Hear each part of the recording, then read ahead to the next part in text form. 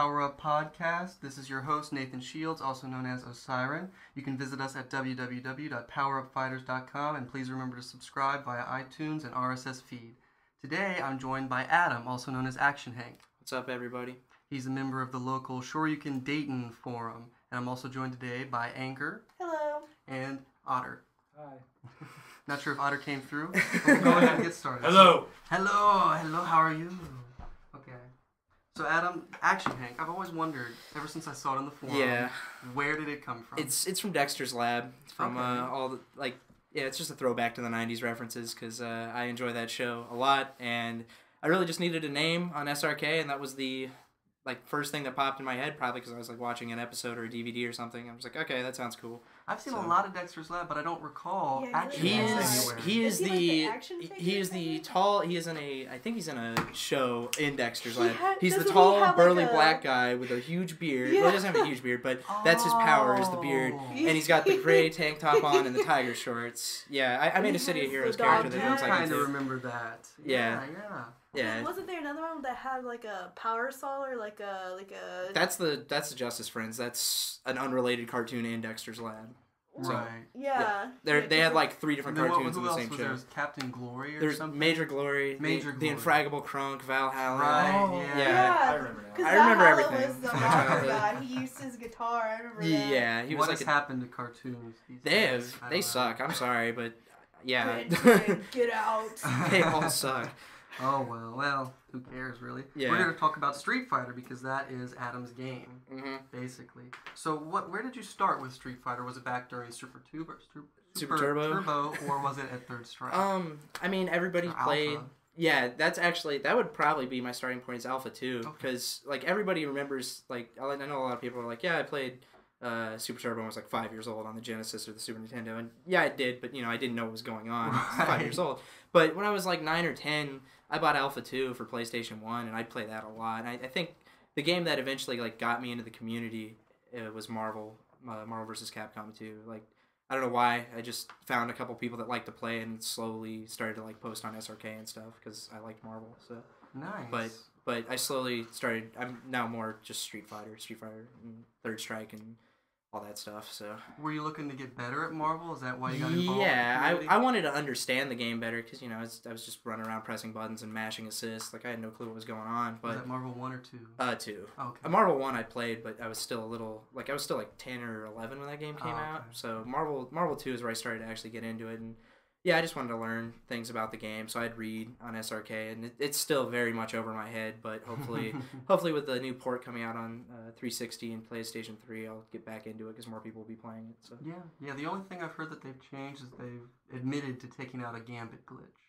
Really? That's the only thing they've I wouldn't even know about that. So far. But even tournaments had that banned anyway. Really? So. Yeah, most tournaments, if there's a game-altering glitch, they'll ban it, so I don't know of them. I just know the Juggernaut glitch, which is legal. So. Basically, with Gambit, if you snap back your opponent, he has a move where he clings on the wall. Yeah. But if you do that, he just leaves the game, and he doesn't come back. Runs in. Yeah. Oh, so you just run the timer out. So he's just hanging out in the background. It's haha, I'm gonna win. Gotcha. Can't Dawson do something like that? But he you could teleport up to the top of the screen. Well, that's just running away. And that's like Storm. No, she disappears off the screen and runs away. Yeah. But that's legit. Nothing can get him. I thought it was a glitch. Well, you can get him if you have an air dash. Which means you're one of the 10 best characters in the game. Yeah. So what got you kind of re-involved with Street Fighter after you had initially gotten in the community with Marvel? I had one of the players, Delphius, aka Jason. We went to high school together, and we had met up one day, and he had brought Third Strike and Guilty Gear, and we just played all day Third Strike and Guilty Gear, and I just really liked both games. I kind of still like Guilty Gear, but I'm looking forward to BlazBlue.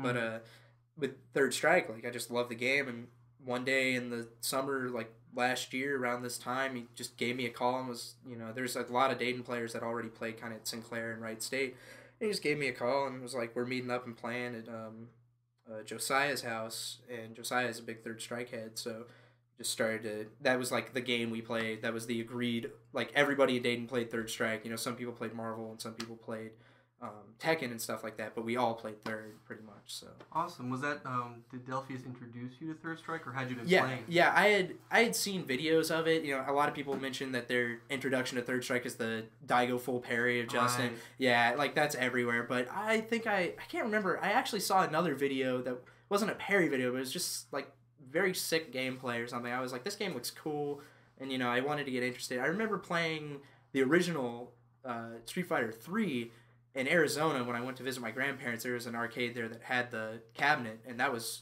a lot of fun. But I saw Third Strike, and it looks different than the other two. Way different. Yeah, if you play the first two, they almost look like Darkstalkers games. It looks like Street Fighter Alpha. Yeah, visually. It looks kind of like Alpha visually, and Third Strike's just much more fluid and nicer looking. So, and that just got me into the game. So. Cool. Was it hard to adjust to the parry system, or was that pretty easy for you? At first, yeah, parries are like the number one thing for new players to get over. That's like a huge learning curve for them because parry. There's guess parrying, but there's also, you know, there's reaction parrying, and to parry you've got to know kind of the speeds of each move, how fast they'll come out, you know, where they come out at and stuff. So yeah, you can just tap forward and guess sometimes, but if you really want to learn parrying, like you just got to sit down and play this and just try to parry here and there. Don't try to parry everything, but you know, parry what you can parry and just practice. You said like the move speed and distance. Would you go in and would you test certain moves? Yeah, the way I eventually just started learning parrying was air parries, like jumping in and parrying and having a person jump at you and attack and parry. And I just like throw Ken on training mode and just have him do like jumping roundhouse over and over and over until I could parry that and then see what moves I could punish that with. Of course, I was playing Chun-Li at the time, so. Which is actually a good... Her and Yang, I think, are the best two characters to start out the game with if you really want to learn the game. Because Chun-Li's just broken and cheap and good. And Yang's pretty simple to pick up, so... have you stuck with Chun? I think you were using her in a tournament. I play Chun mainly, but I do play Urien also. I really like Urien. And I'm slowly trying to learn Dudley, too, because he's just fun. Like, that character... Him and Urien are both very fun characters. Chun-Li I'll play because it complements the way I like to play, which is defensive. Okay. But I really like Urien too. So if I could get my execution better with him, I'd like to kind of go 50-50 with Chun and Urien. Okay. Now you've put all this time into Third Strike now that Street Fighter 4 is out. I mean, do you think that the community for Third Strike will go down? Yeah, unfortunately. A lot of people have gotten out of Third. So hopefully we can bring some people back or like, you know, I know a lot of people. There's actually a couple people... Like Lee is getting into it. Yeah. I know there's a couple. Backwards. Yeah, I know there's a couple people around Ohio that for some reason a lot of Ohio does not like 4, so they are trying to find alternatives to 4, and Third Strike is one of them. And any guess to why that is? I'd say it's just like the block stun in that game, like the speed of the game. It's slower. It's I think a lot of people don't like the the corrects, the auto corrects and stuff like that, and the input corrections. Okay. So like you can just mash out SRKs all day and stuff. Yeah, I don't know. It's like everybody has mixed feelings about it. I'm still kind of 50-50 on it too. Like I like the game, but there's some things about it I really don't like. But it is the first iteration of the game, so yeah, I can't hate it too much because there's probably going to be, you know, updates in the future where they'll fix. Do you think they're going to do it all online from now on, or like patches and stuff? Yeah, or are they going to try to release a disc? I think. I don't know can they add characters online, like I really don't know, because have they done that before in other games, like added whole characters? Yeah, sure. Because I know in Soul Calibur, like they unlocked Darth Vader and Yoda depending on what system you had, but they were already in the disc. You could see like the star where they were supposed to be. But so I've heard that Street Fighter 4 has characters on the disc already too. Really? Like DJ and that's probably a rumor though, because I don't know about that. I don't know why, but I think it only started with however many 15 characters or something like that? In arcade. In arcade, there's 2 rows of characters or something. Like that. They added like 2 more rows, or no, they added 2 boss characters and then a row and a rows at the time. 2 boss characters. Goken and Seth. Right. Oh, that's right. Yeah, Goken's considered a boss even though he sucks. So Seth's actually a boss, but Goken is not.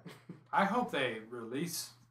I hope it's not downloadable because then it becomes mandatory. And what if it sucks? That's true. Like, yeah, like if it's kind of like the automatic updates for the Wii. Right. You wouldn't be able to go back and play like a game of Street Fighter 4, like the regular edition. It would just be like Street Fighter 4 1.5 or something like that, and you'd have to adjust to whatever's new. You couldn't play an old game. I think they would lose a lot of the bigger players who like to abuse the the really kick-ass stuff, the cheap stuff, as you guys call it. The really what cheap good stuff.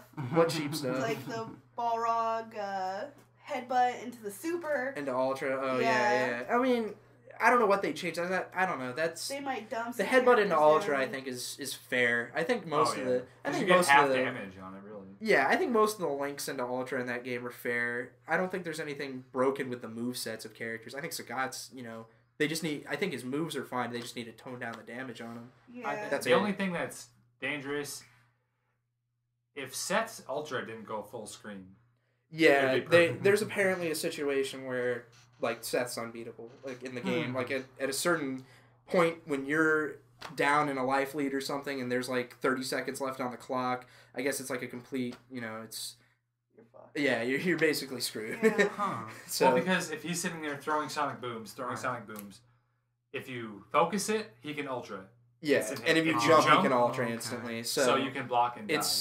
But what if you just eat the Ultra's only like a fireball's worth of damage. Yeah. So I'd rather just eat the Ultra. I mean, if I had the health, I'd just eat the Ultra and then keep going. Does that Ultra grab you out of the air? Yeah. Yeah, it's a wall that takes it's the just whole a wall. Yeah. I saw a video earlier where it was from East Coast Throwdown. Yeah, and, Saban. It was that guy Seth is great. And he was playing up against a Rufus player. Oh, Marn. The Rufus player was in the air, but then he hit the sonic boom and escaped from the Ultra. Because it knocked him out of the Ultra. Yeah, that could be smart. You could do it that way, I guess. But I guess I think the whole thing about Seth is just like a theory thing where it's like if the person is playing perfect or something. Right. So it's not, it's unlikely to happen, but it can happen. Right. So. But at the same time, Sagat can do the same thing for triple damage. So. Yeah. I'd rather eat a Seth Ultra than a Sagat Ultra. So back to like updates and stuff. Wouldn't the community just kind of go with the flow for any updates Capcom put in? I don't know. I mean, it's like people don't go back and play the first iteration of Street Fighter 3. That's true. Not many, but there are Second Impact tournaments in Japan. Really? Yeah, they play Second Impact because the characters are different. Like Sean is actually high tier in that game instead of being low tier. So, and like movesets are different and commands are different. So, that is intriguing to them. They enjoy that system. There's some players that like that system better than Third Strike. The update still isn't quite mandatory. Yeah, I'd like to see it if they just released another iteration and just added some characters and changed some things around. Because the community can put so much pressure on Capcom. I think they would change things before they're proven to even be better. Yeah, because we're in the day and age of like MMOs where if the fan base complains enough, the people at the top will change it for them. Right. But before that, we didn't really have that. Like, Super Turbo, they'd fix things that they wanted to fix, but it wouldn't be... I guess that they would do it off of playtesters, but you wouldn't get, like, the entire Street Fighter community. Right. Like, this is wrong. This, you wouldn't Posted get that. A huge thread. 90% of them don't know how to play. Yeah. Right. Yeah, you get, like, that there's that thread on SRK, like, what would you change if Street Fighter came out? And all it is just people saying, make my character better. Like, it's like, you have to think from every single character in the game, how would you balance the game around, each matchup and stuff. Yeah, that was a bad idea. That was a bad idea. But Lee was like, ooh, and I was like, you know what that's gonna be, right? Make my character better. And then he goes in there and reads it, and he's like, so guess what? I was like, what? He goes, you're right. And I was like, what did I tell you?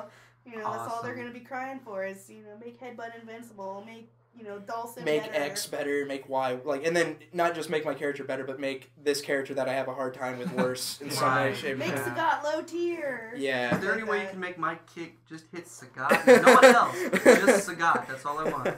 Pretty much. Situational coding or something like that. Yeah, which is impossible. Right. It'd be sweet if they made a Street Fighter 4 Advanced where they don't do that BS where they auto fix your input and things like that. So people they're supposed to do that. They're supposed to do that with a patch coming out where they give you they give you the option of turning off the autocorrects. But isn't that kind of like in Marvel where on the PS2 version? Because I noticed on the PS2 version they give you a choice between normal and easy.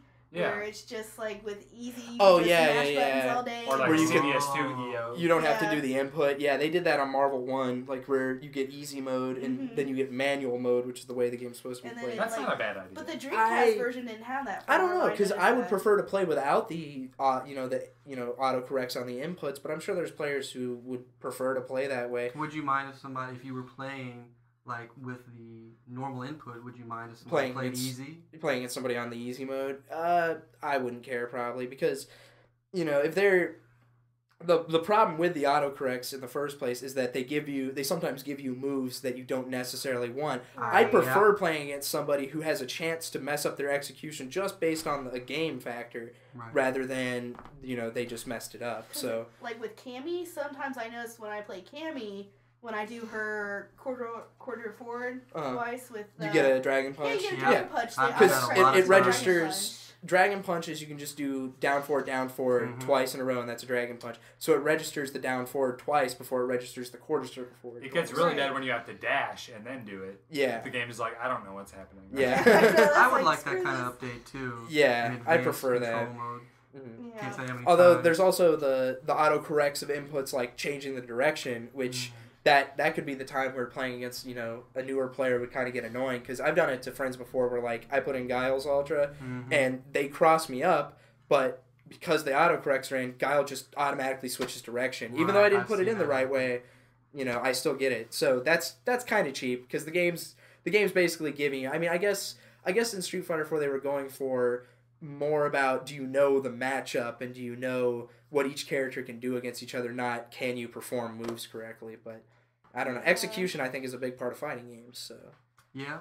So if you don't have good execution, why should you be playing?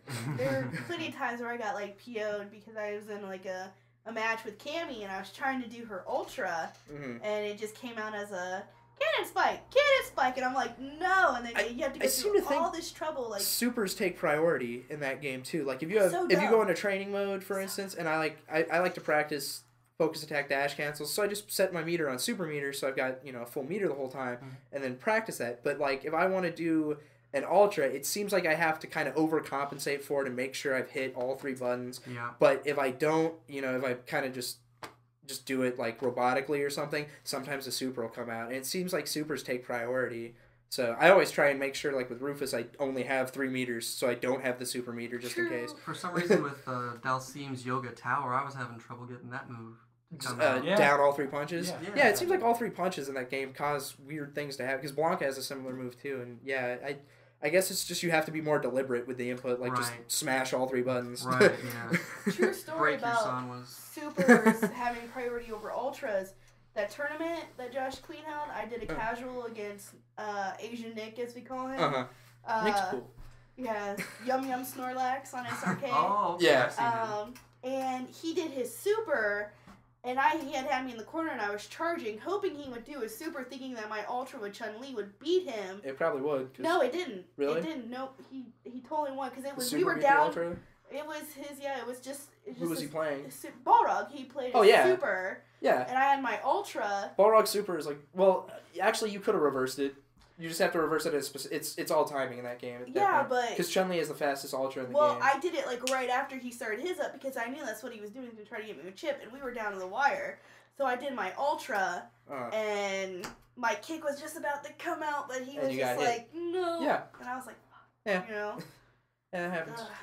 And somebody I like talking about is Gutex. You ever heard of him? Yeah, I know Gutex is. Yeah. We had a discussion on the car ride here about Gutex, actually. Yeah? Yeah, so... It was anything that can be said over the podcast. Probably not. Okay, look, I don't hate the guy entirely. I like what he's kind of doing. I like what he's doing. Community. Yeah, I think he's just done... I can't judge from a standpoint. I know, he said he wants... It's the same thing as like Justin Wong. Have you seen Justin Wong's got a website out there where you send him money on PayPal? Like, oh yeah, have you seen that? It's like yeah, $20 for like a 2-hour session. It's lessons, like that. And I mean that could probably help somebody. I'm sure he's trying to teach people the game for money, but I think people run to get help without doing things on their own. I think that's kind of like their easy way out is just to pay a professional or something money to learn a game, where a lot of people have just spent, hours and hours. What did you call Gutex in the car? Nothing. Anyway, a nice gentleman. A nice, kind gentleman. I mean, okay. Before, when he started doing the Third Strike podcasts, I really liked them. Like, those were awesome. Yeah, it was awesome. Because it gave me a ton of information. It was like people, and all he was asking for was money for them to go to SBO. And I would donate to something like that because I want the top players in America to go to SBO. Awesome. No question. Like, that's cool. That's something, because John Choi does that in SRK. Every year he asks for money for SBO donations. Yeah. That's fine, because there's like a community effort there to get the top players. But when he started asking for an Xbox 360 and a PlayStation 3, and a lot of people gave it to him, like I need donations because I don't want to work. Yeah, that's a little shady. But he's a good player. I respect his play style, and he's a smart guy, I guess. And if I could get away with going on a podcast and say, yeah, right here, I'll say it right now. If you want to give me $20, donate to Adam17 at erinet.com. That's my PayPal address. Just hand me $20. I'll take it. There you go. I'm not gonna lie, I'll take the money. Well, what do you think of Street Fighter going to the MLG or anything like that? They should not do that. No. MLG is the worst idea ever for Street Fighter. I think they're Evo. They should just keep it how it is right now. I think the community's starting to get keep it how it is, or with all these new players, would you improve Evo? Would you? I would improve Evo in terms of staffing it or something. Hopefully this year, there's a thread on the Evo discussion about if Boar had over 1,000 players, what would you do? Would you just tell everybody to man up and play when they needed to play? Because if that happened, you'd have a match. I could theoretically go there and have a match at 5:30 in the morning at some point. You'd almost have to schedule matches, and I know people don't want to sit there waiting around for the bracket. There can't be none of that first to 7 win by 2 BS, because that would take forever. Yeah, you mean the first to 3 or whatever? Yeah. Well, not the first to 3, but when they do the finals, it's first. Oh, to the grand 7, final. Well, they do the grand finals would be run the same way. The grand they always run the grand finals. That should be a separate thing. That's a separate thing. Yeah, but they shouldn't run I don't know if they can get away with running 2 out of 3 matches double elimination just because of the amount of players there. But you kind of have to have a real match. It's a hard situation. You could run 3 games first, best out of 3, how the 3-game setup goes. Mm-hmm. Just run that and do double elim. But if you lose that one round, that first match, but then there's no counter picking. Yeah, there would be no counter picking. But then they can do how they did the pods. They can kind of break them into groups. That was a bad idea, though. Really? That didn't work very well? The way they ran that, I mean, 3 finalists was kind of retarded. We had to do 3 finalists, and they had to play a round robin style, and it just wasn't interesting. He admitted that was a bad idea. And because I didn't pay attention. Street Fighter 4 finished at 2:00 in the morning at that tournament. I was in the first pod, and I got done at 11, and I was in the finals for my pod. You're talking about them versus us? Yeah, them versus I was in the finals for my pod, and that was at 11:30. So that's. You came in 3rd in one of those tournaments. I came in 3rd strike. I came in 3rd and 3rd strike, and I guess it was a 3-way tie for 4th because each person went to their pod's finals, and then so I guess I tied with whoever lost to Antoine. What do you think's the best tournament format? 2 out of 3 double elim if you've got as long as the the accommodations allow for it. Mm-hmm. If they have another thing final round where there's a 250 person bracket at Evo, I don't know. I guess you could still run it the same way. Still do 2 out of 3 double. That's the fairest way to do it. But in the essence of time, I don't know, single elimination maybe. It would suck. They'd have to spread it out because Evo lasts all weekend. It's a 3-day event, yeah. But they'd have to spread it out. You'd have to start Street Fighter 4 Friday or whenever Friday at 6. And then sit people down and say maybe you'll play Sunday, but you have to stay here. Yeah, you'd have to set it up where you tell people okay, you will be playing Street Fighter 4 Sunday or something like that. Meanwhile, these people are playing on Friday, so that'd be the only way to do it. I don't know. I'm actually going to Evo this year, so yeah. Hopefully, I get to see what it's like and how because it's very hectic. Those tournament organizers, they put in a ton of time and energy into it, and it's so good luck to them. I hope everything runs smoothly. So it looks like it'll be good this year, though. The Rio's a nice hotel, so. Nice. Yeah. So do you like the community kind of the way it is?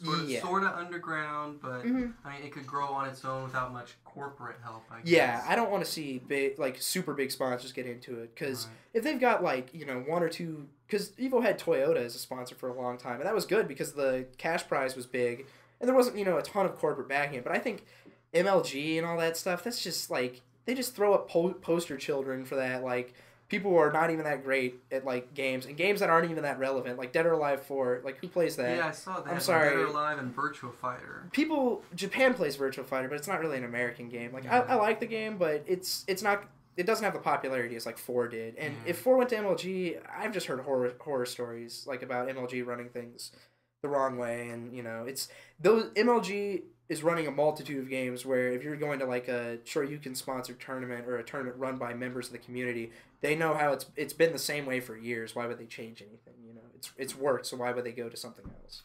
Yeah, I think I prefer kind of the way it is now, even though I've just been in it for only a few months. I kind of like how everything's, I don't know, kind of sort of shady a little bit. You're not quite sure when you're going to go play. You're not quite sure who you might be playing with at any given time. It's just fun. It's more fun that way. And I don't know, like I used to play first person shooters, but I never got into them at a serious level. But if you watch, like, you think trash talking in Street Fighter's bad in some videos, God, go to an MLG tournament for like Halo or something, and it's not cool what some people say to each other over a game.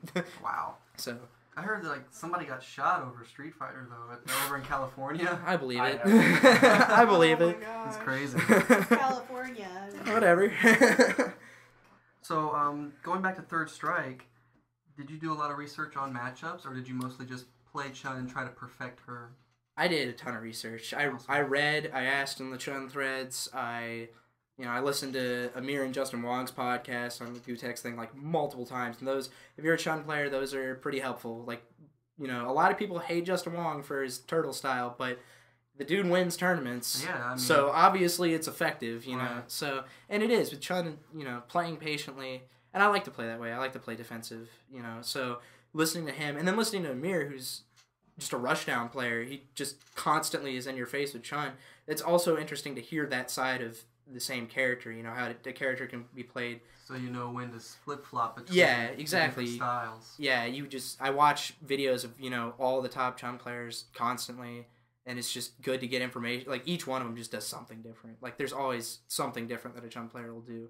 So, and some are more entertaining than others, but some are definitely more effective than others. So, what's like speaking of all those different strategies, what's like your favorite? Or just one that can you think of off the top of your head?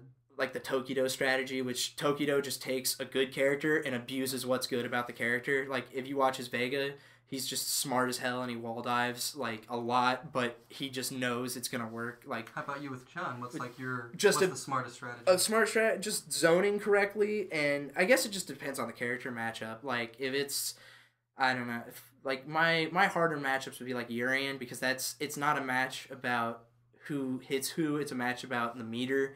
It's not a match about life. It's a match about your super meters, and Urian can't be the first one to get meter of your Chun. You have to establish your meter before him, and then that opens up the ability for you to like get in his face and do stuff. But once he has meter, you've got to play it more cautious and stuff.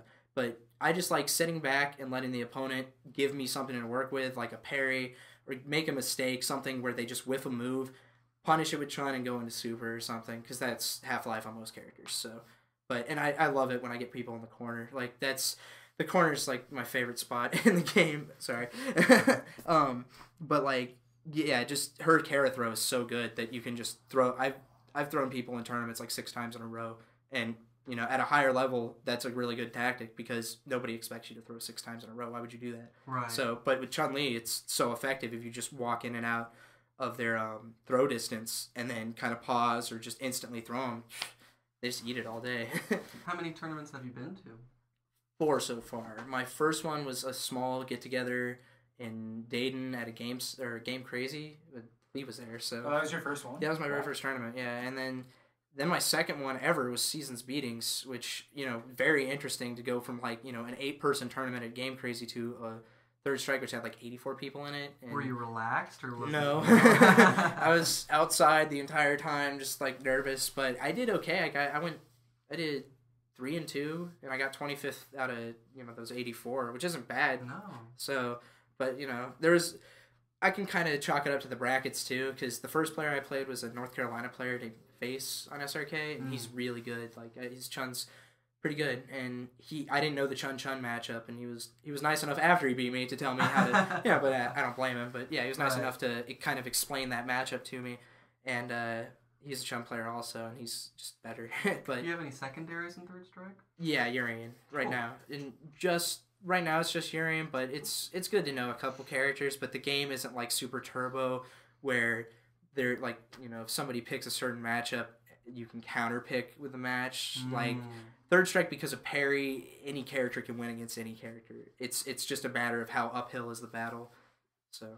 Do you think that's the same with Street Fighter 4? Not at all. I think it's a counter pick game too. I think some characters, they've got an advantage or have like their matchups aren't as bad per se. Like I think Balrog for the most part doesn't have horrible matchups where everything just like one character can completely shut him down. But he does have matchups that are very hard for him to win.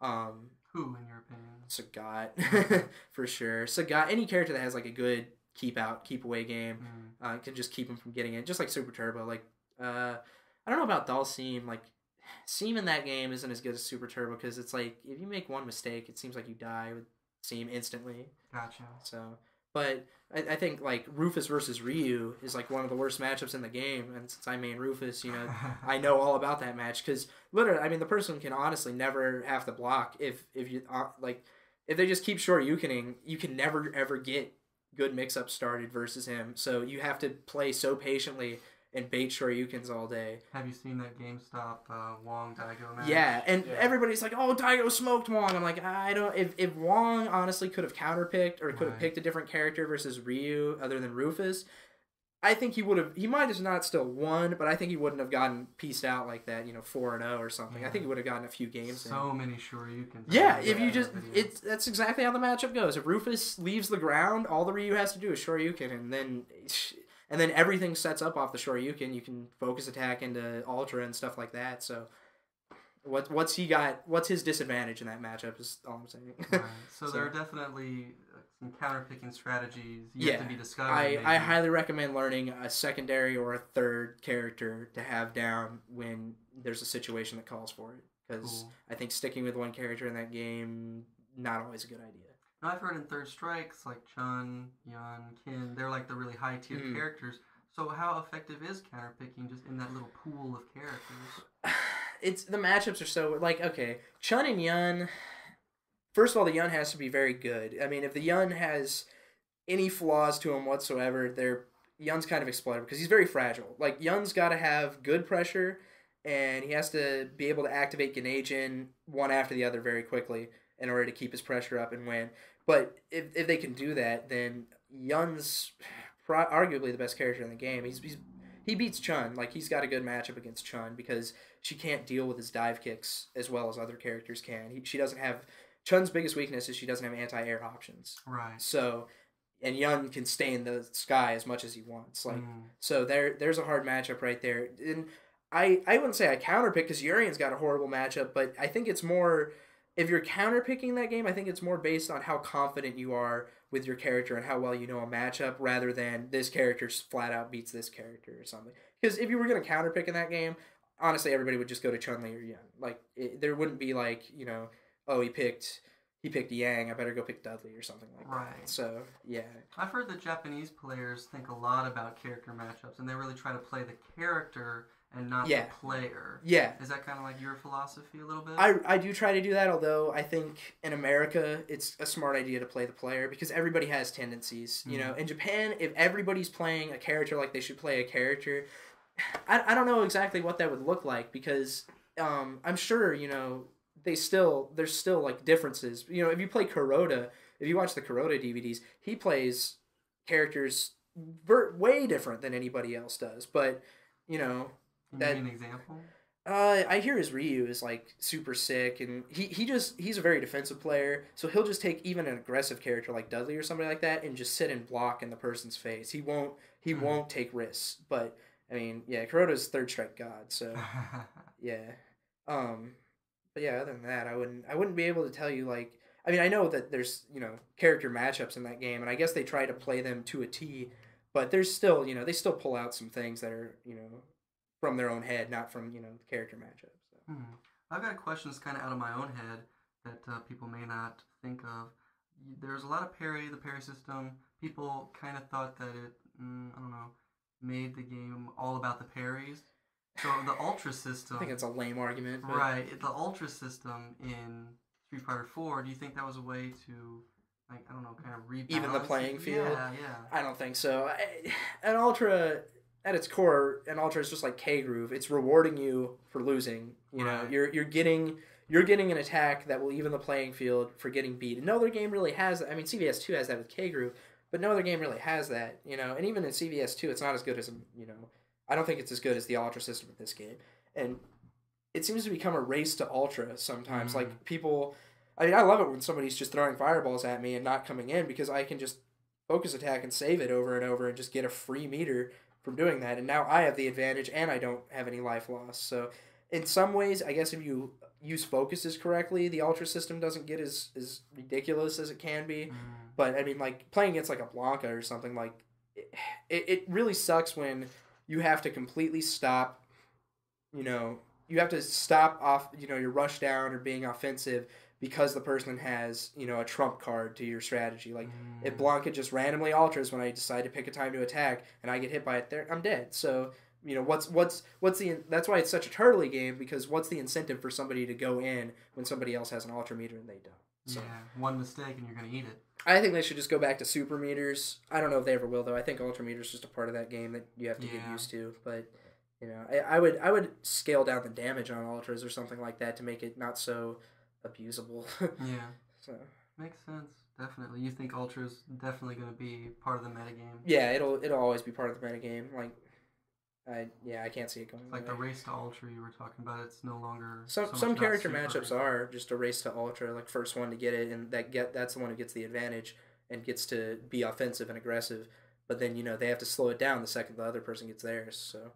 And then both players are scared to do anything. Yeah, right. And then it becomes a game about making the other person whiff their ultra, so you still have yours and they don't. So, but with a lot of the characters being able to combo so easily into their ultra, you know, it becomes about making similar like Tekken. You make one mistake and then you just eat a wall combo or something. Right. Like yeah, I've seen some crazy Tekken videos. Yeah. The people and now Tekken.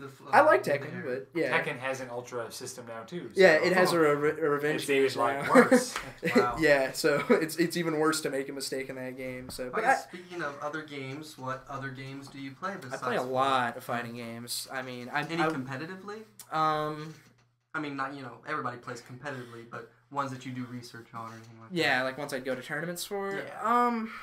I would like to get into Tatsunoko, but because I really enjoy that game. I played it a couple times, but I hear it's kind of broken. Like the infinites are really easy to do in that game, so I think that game probably just doesn't have a player base to it because it's a Japanese import on Wii. Yeah. So who owns it?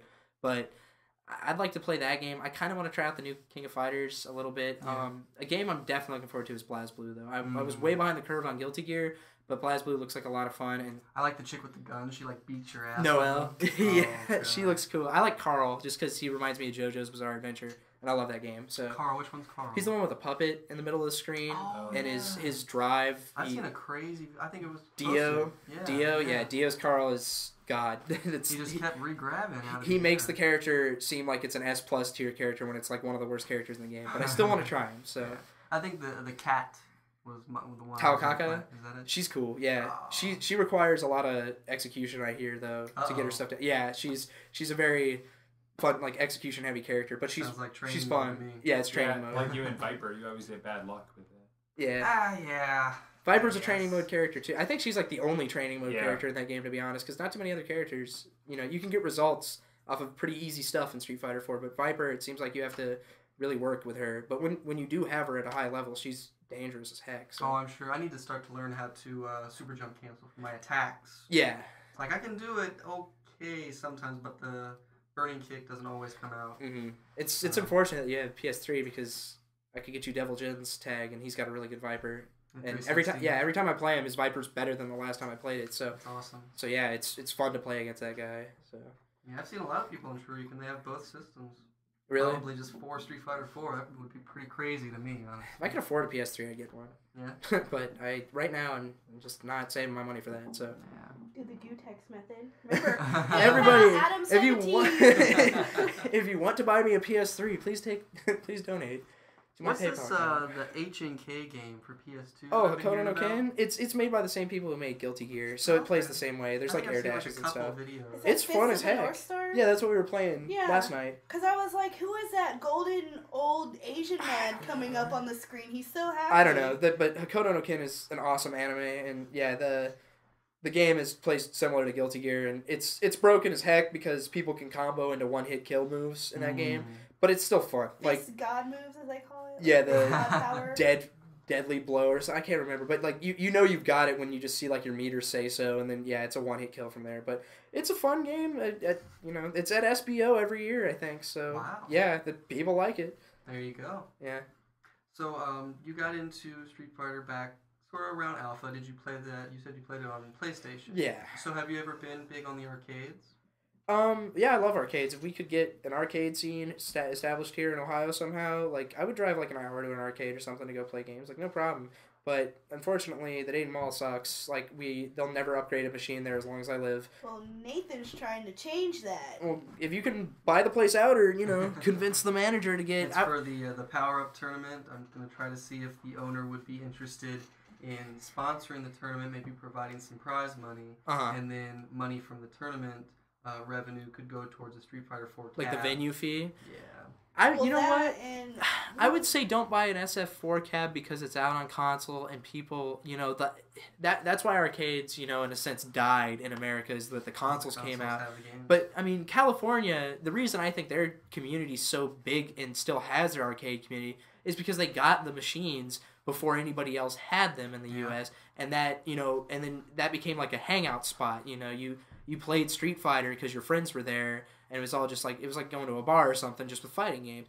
But with the Dayton Mall, it's still not quite a good hangout spot. Well, that's because they don't have any new games. So yeah, what they would need, I think, is a BlazBlue machine before it came out. But I don't know if there's any other new fighting games. If he could just maybe save the money and get like the new Street Fighter, like Street Fighter 4 2, yeah, he'd have a really good business there, like BlazBlue 2 or whatever the update is, because honestly, if he were to get a BlazBlue machine like 3 months ago, he would have had a ton of business because there's people from Kentucky that play Guilty Gear and love BlazBlue, and you could get people from about 3 states coming to one arcade to play. Wow. Yeah, I could easily see that. That's cool. I don't know, I've always kind of been I love arcades, but I've kind of been iffy about, I don't know, where they're going precisely. Like, I could see... I don't want them to die. But... Right, yeah. It's like I could see small, like, the Illuminati's place.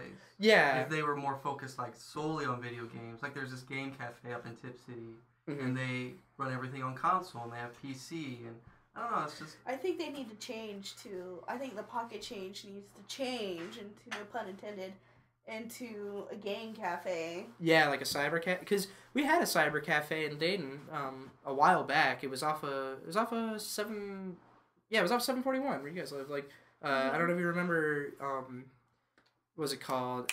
It was right next to, like, there was a computer store next door. I used to go there all the time. They had, like, Quake 2 tournaments and stuff. And it was, like, LAN centers are awesome hangouts and stuff. And they did, like, half console, put the games in and had, like, arcade sticks there or something as long as nobody stole them. Right. I think that could work if you did a LAN center and charged people, like, a time limit, like, $5 an hour, gave them, like... Or $20 all day. Something like that, yeah. And the whole point of LAN centers is you're giving people a computer that's typically better than theirs with, software that's better than theirs so they can play the games they like, Exactly.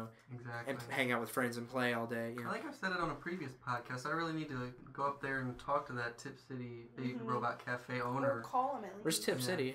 I think it's about 25 minutes away. I have no idea where anything is. I honestly don't quite know where it is either. Oh, it's in Michigan? No. It's in Ohio. Okay. No, yeah, I said, Lee's like, I don't know where it's Michigan, at. but... Because he's from Michigan. He's only been here for about, what, 2 years? The only thing that I know with game cafes is you have to license the games. Yeah. It's like buying the cabinets, that's cool. It's like an investment and then you charge to play. But you're buying the individual games and the individual systems and then kind of like renting them out. You got probably like Blockbuster. You probably I'm sure they have to pay a license. Yeah, you'd be surprised at how much arcade boards cost these days too. Like a Neo Geo board would be like, $200 or something online. Like that'd be cheap. But I looked at my uncle is almost finished building his own Joust cabinet just from MAME, and like he just created a side project for himself and bought all the arcade parts and literally has like a Joust cabinet. Yeah, we should pay your uncle to build us one. He could build a cabinet, but like a BlazBlue board, that's $4,000. Right. Yeah, that's a ton of money because how like updated the graphics are. You're basically buying like a computer when you buy these. And then you have to have a really nice monitor to like. You have to have a nice monitor, and you have to have somebody hook that stuff up. You have to have somebody maintain it. So it is a lot of money. It's arcade machines are a ton of money. I understand, why people don't get new machines, but it'd be pretty sweet if the Pocket Change did a little bit of both, of the arcade style and the game lounge style. Yeah, like turn that crappy party area into like a game lounge, and then like kept the arcade machines. Linoleum.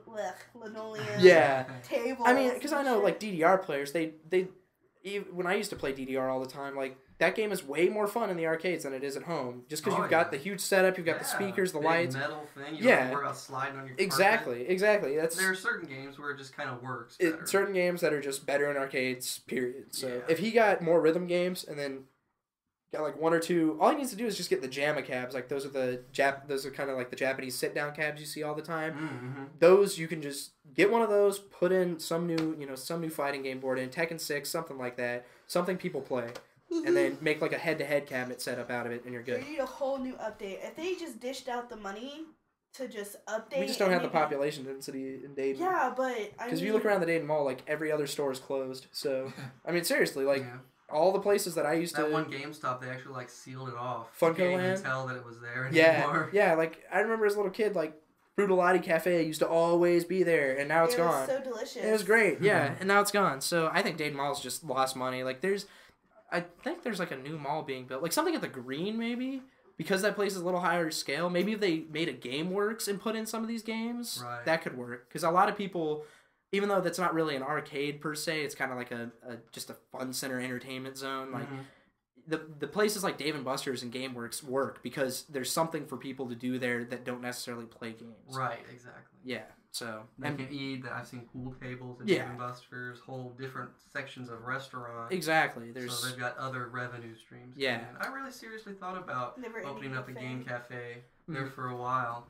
I guess right now though the economy probably would not be very nice. I don't think you'd be getting too many patrons. When I worked at Laser Quest, we immediately saw a drop in business the second the economy started to go into the tanker. Like, people don't have money to afford entertainment. They want to buy the bare essentials. If you can just stay open, like, during the weekends, don't expect anybody during the weekday. Yeah. But sometimes that's where all your, that's where you lose your money, is if you don't get any weekday customers, So, I don't know. Not if you... Well, with like electricity and stuff, it all depends. You should turn off machines. Yeah, turn off all the lights. Like, we're open. There's I saw in Modern Marvels, there's this green switch that you can install in your house to have everything hooked up to it, and there's it's to stop vamping electric. Yeah. Oh, really? So you just turn off all the lights in your house? Yeah, and then it actually cuts the electricity from the plugs. That's too. awesome. Yeah, you could do that with an arcade. Right, then if you don't have any business, I'll open this place up if 5 people show up. Okay. Can you turn on the switch, mister? Yeah, I know. It's just a big guessing game, really. Trying to find the people to come in. Ohio just needs more population density, and it won't start having that until we get better jobs out here. Because there are tons of people who are like, well, if they have this, this, and this, then I come out and play. That's true. But they're not stepping up and saying, well, let's try to get this and this and this in the arcade. They're just like, well, we'll just wait for somebody else to do it. We'll wait for something to happen. Yeah. So Nathan's finally stepping up, and he's like, I will do it. I seriously thought about opening up. Like, I had visions of PowerUp, the game cafe in Miamisburg, downtown Miamisburg. Because I'd come to that. There are a few buildings. I'd come to that for sure. What you need to do is you actually need to probably do it in West Carrollton. Because there's a high school and there's a middle school. Yeah, that's also... Right there. That's why I think California gets so many people, because they build a lot of their arcades really close to universities around there. Yep. So you've got a bunch of bored college students, Their little kids will be banging their heads on the floor, screaming to go to the arcade cafe. Yeah. And mommy and daddy will finally give in and be like, here's $100. It's just a matter of research and courage, really. You gotta do your research so you know what to do, and then you gotta courage to actually do it. Yeah, to actually get off your put duff that money and do in there, put the investment. Pretty much. You gotta put yourself out there when you're opening up a small business. It's not easy. Would your parents back you up? Would they be supportive? Probably. They're kind of like small business owners themselves, so they kind of get it. Yeah. They run a construction business right outside in that garage. Oh, okay. The one side is their office. Oh, yeah. Cool. I work for a person who has a business out of their home for an internship, so I know how it is. Yeah. So. Is like a web firm? Yeah, for web design. Awesome. I went to CTC for interactive multimedia, and we did web design, video design, stuff like that. Yeah. Which is why I'm reasonably tech savvy. Yeah. Yeah. It's always helped. Of course, it is. My Mac, just to plug the Mac, is awesome. I use iMovie, GarageBand. See, I'm a PC fan, so I do everything on PC. I refuse to use Macs. But I actually do need to eventually buy a Mac for visual. I'm needing to declare a visual design major so I can get more into web design. So I'm probably going to have to end up buying a Mac. Yeah, at Sinclair, I know that they run everything on Macs. Is it the same at UD? No, it's really crappy laptops. But you have the option of getting a Mac if you want it. But yeah, most people use really shitty laptops. So Do they have like computer labs in it? Yeah, they have labs that are it's all Dells though. And Dells blow. So yeah, Dell's going downhill because Dell sucks. Yeah, they were big once upon a time. Most people's complaints with PCs are the fact that they bought like a already pre-manufactured PC. The way to go with PC is you make your own. So it's a little extra money, but it's well worth it. Yeah, so, I agree. If I were to get a PC, I would love to. I would always get something custom. Yeah, just build your own on Newegg. Yeah, there you go. Exactly. Yeah, the PowerUp tournament that I would host out there in the big garage once I get it all cleaned up. Maybe that could instead of sending money to Pocket Change, maybe I could save it up and eventually open up a game cafe or something like that. That'd be awesome. Yep. It'll just take a lot of research. Maybe I'll have to consider the entrepreneurship major again. It seems like I've considered too many majors, but that happens. soapbox story is not suitable for podcasting. That'll be on the personal notes. I'll have on the nav menu Nathan's personal story. If you would like to check that out, please. Plays sad music and stuff. I think I stole that from Scrubs. I can actually play the violin for you. Oh no! Can I record it in GarageBand? Sure. Awesome. I'll play the saddest song ever, and it'll all be freelance. So you're going to Evo, Adam? Yeah. Are you just going to kind of? I think that don't they have qualifiers around the country? Yeah, but you can still go. It's optional. Yeah, those are optional. Those would basically give you a spot in the tournament, seed you at a particular place. Yeah. So you're gonna enter? I'm just entering. I'm entering 4 just to see how it goes. I'm obviously it could be a complete crapshoot because every year the brackets at Evo are random. I've heard last year in Third Strike, the brackets were crazy where it was all the top players in one single bracket. So there was because a lot of times in tournaments, some people kind of get far based off the fact that they played, little lower caliber players. But if you've got to play Nuki first or something like that, and you're also a top player, that sucks because you're playing the best chun in the world. So something like that, it might happen. Third Strike is 2-on-2 this year though. That's how they're running it. So I'm going to Midwest Championships and see how I'll do there. But the thing is, I'm partnering with different people because my partner at Midwest Championships won't be able to go to Evo. So I don't know how that'll work depending on how well we do. If they say, oh, hey, you've got a spot. What if, I have to substitute somebody out? Yeah. So I'm not sure how that'll work. And I'm also going to Midwest Championships to qualify for the 5-on-5 Midwest team for Evo where Flo, who's a really good Sagat player who was in the GameStop tournament, he's already qualified. In my opinion, they should throw on Antoine for free on that team. The Balrog player, he was at them versus us.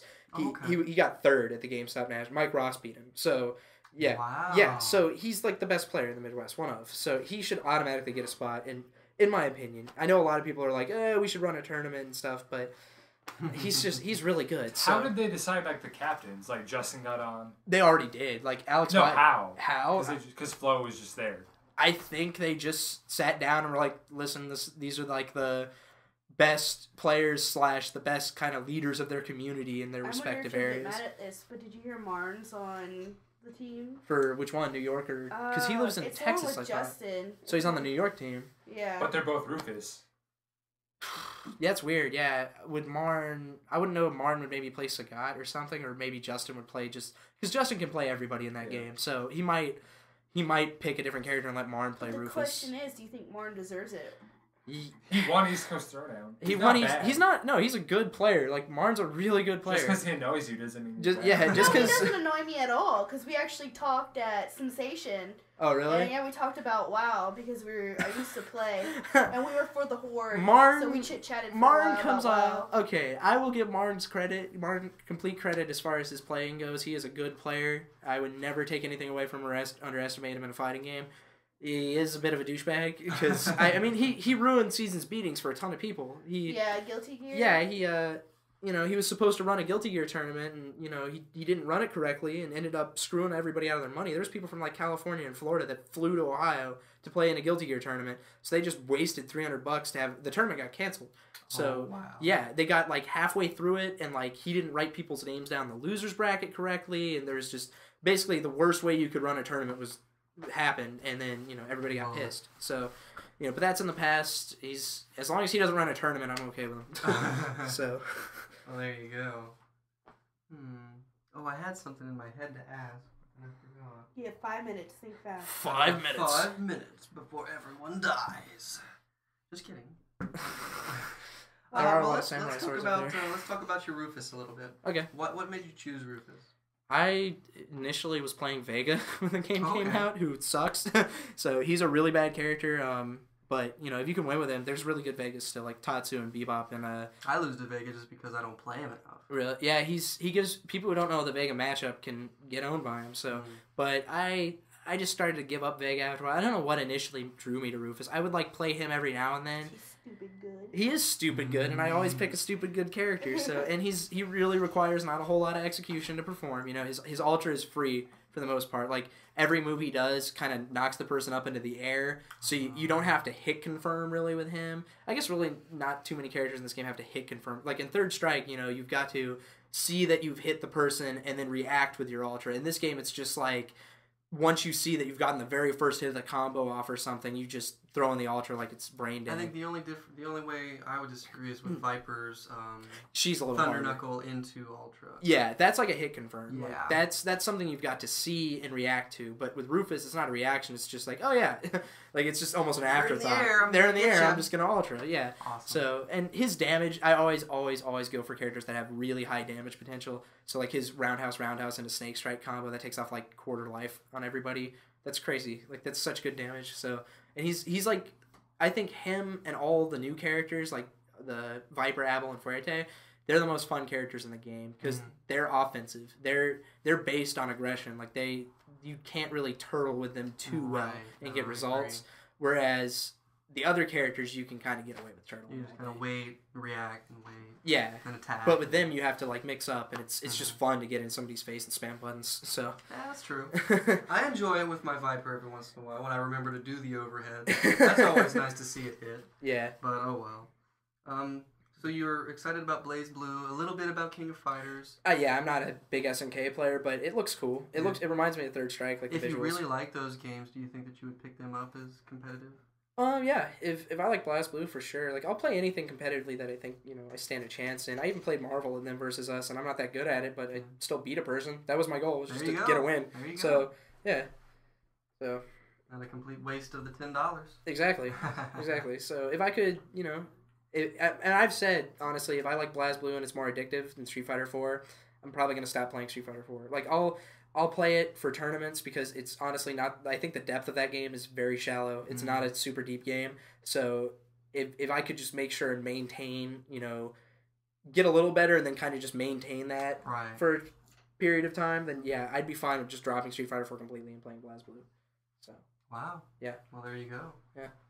I'm kind of interested. It's like you ever seen the Dogface show? Yeah. It's pretty funny. Yeah, he's really funny. But I like the Combo Fiend Edma episode, they were talking about being multiplayer. Yeah, it's good to play other games in my opinion because you can borrow the more these games update, they still borrow things from other games, and there's mindsets. Like that's why the veterans, you still see people like Mike Watson placing in tournaments consistently, because they understand how people think and what's good and what's bad in each game, and then they can take that to another game and understand what's going on in that game too. Like Mike Watson's a beast in Third Strike and a beast in Super Turbo. So, and those are, you would argue that those are two completely different games, but there's still things in them that they go across, they span across. Footsies, mind games. Yeah, exactly. Who would you say in the area knows a lot about the HD remix? Jordan. Anybody else?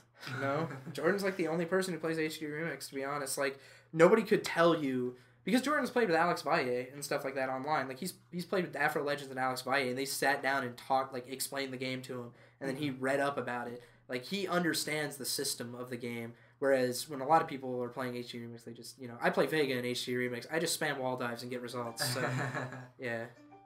It's that. That is my mailbox. Oh, I'm getting mail from Shoryuken, of all places. Awesome.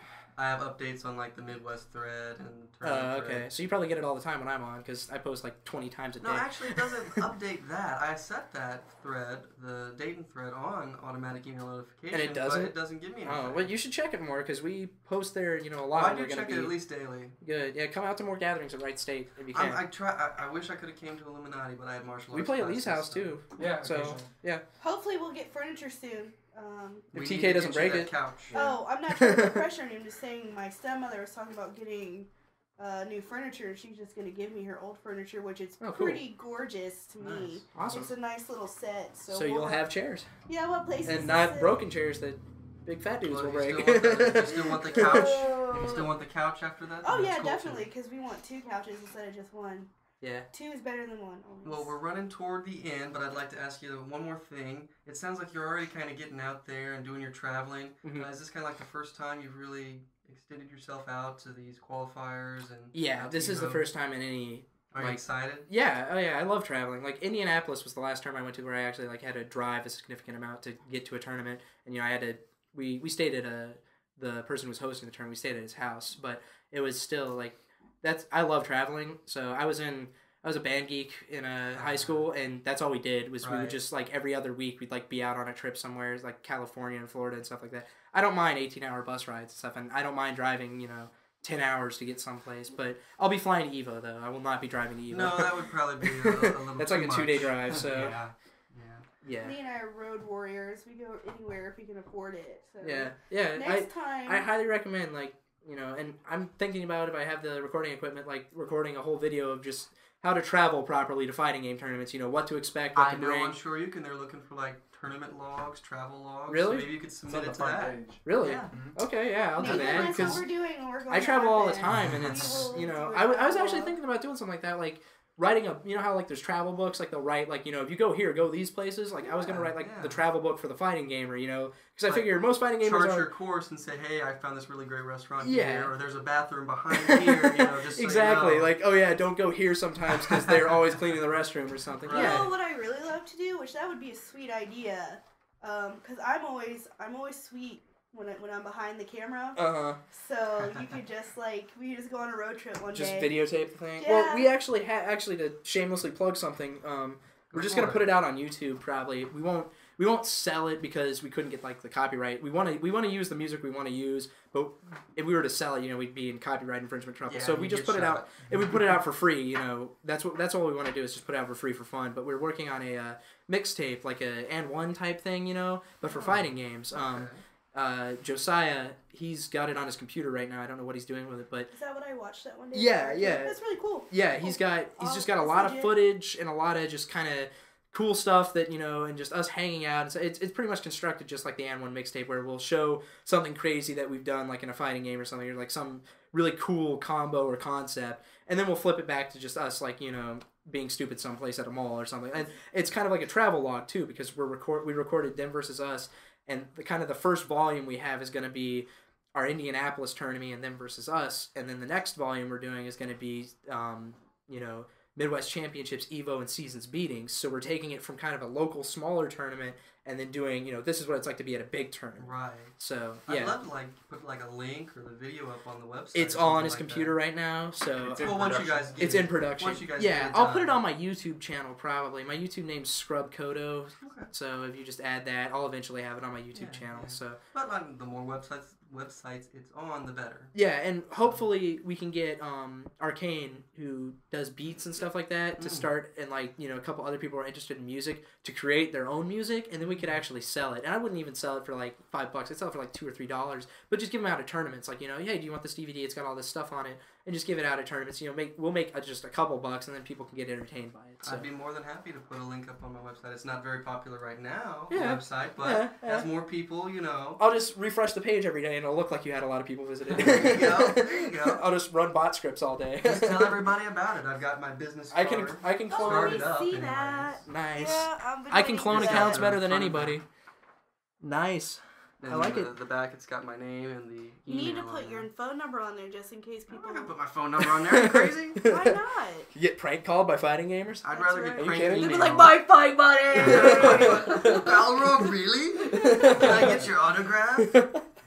I can't. My gloves are on. Oh, haven't you seen the cartoon? He can type boxing gloves on. So. Yeah, that's right. Yeah, he's just like taka. Boxing glove. I'm like, Oh, wow. God. All right, we're going to go ahead and wrap it up. Thanks, everybody, for tuning in and listening. This has been the PowerUp Podcast with my guest, Adam, also known as Actionhank. See you guys. Hope you enjoyed it. And also with Anchor and Otter. See ya. Bye. This has been Nathan Shields, your host, also known as Osiren. Remember to check us out at www.powerupfighters.com. And please remember to subscribe to the podcast via iTunes and our news feed via RSS. I will catch you guys later.